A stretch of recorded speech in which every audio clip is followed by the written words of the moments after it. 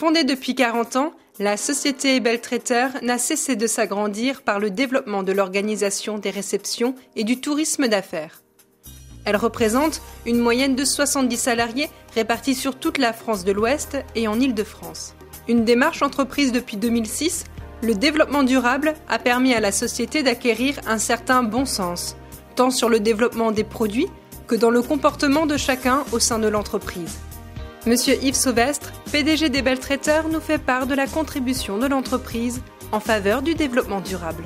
Le premier qui a été le plus simple, en tout cas, je parle par rapport à la chronologie chez nous, ça a été bien sûr tout ce qui était tri des déchets et économie d'énergie. Donc là-dessus, on a fait un gros travail de formation, d'explication et de réflexion.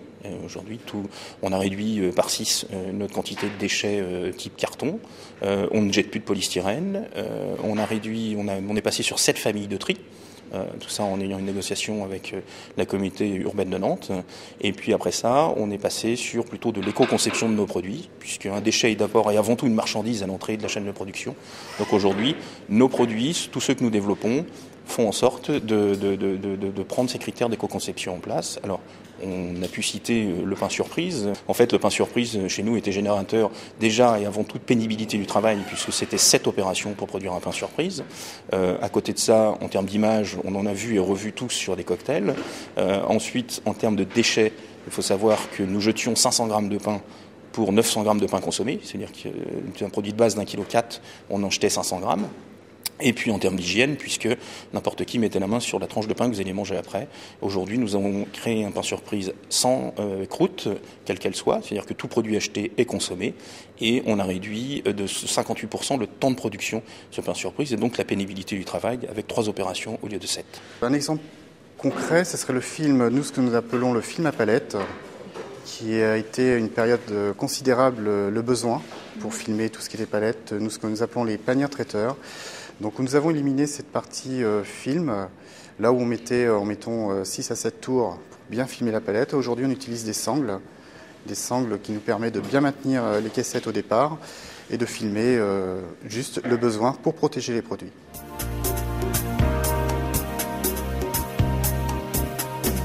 La prise en compte des déchets a permis à l'entreprise de réadapter ses produits en faveur de l'environnement.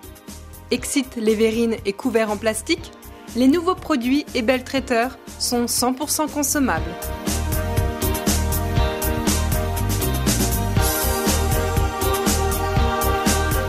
Un des objectifs de l'entreprise Ebel Traiteur est d'obtenir le label Lucie, donc qui est un label de responsabilité sociétale de l'entreprise, qui a été mis au point par la Qualité France Association.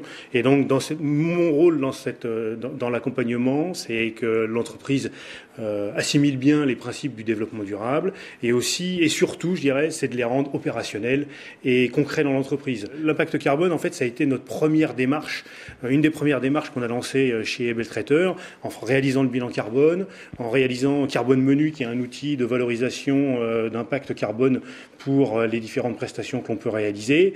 Et ça a été le premier outil de sensibilisation en interne sur les équipes pour la mise en place en particulier du tri sélectif, les éco-gestes, l'éco-conception sur les produits, supprimer toutes les petites verrines en plastique, etc. etc. Donc c'est un bon outil de sensibilisation, d'information. Bon, puis la partie environnementale a été développée dans la presse, donc c'est pas trop difficile de vendre l'idée en interne. En termes de développement durable, nous on a mis, et puis l'équipe autour de Yves a mis tout un certain nombre de process il y a déjà 18 mois, 2 ans, ça va faire presque 3 ans maintenant, qui ont mis un certain nombre de process en termes de développement durable, de façon à en faire non pas un outil marketing, mais parce que c'est réellement le mode de fonctionnement de l'entreprise. C'est parce que l'ensemble des salariés adhèrent à ce mode de fonctionnement. Effectivement, nous avons fait le choix de producteurs locaux, principalement pour les produits de la région, sélectionnés en fonction de la carte qui a été constituée en fonction des saisons, pour pouvoir répondre au mieux à la production, aux productions de légumes.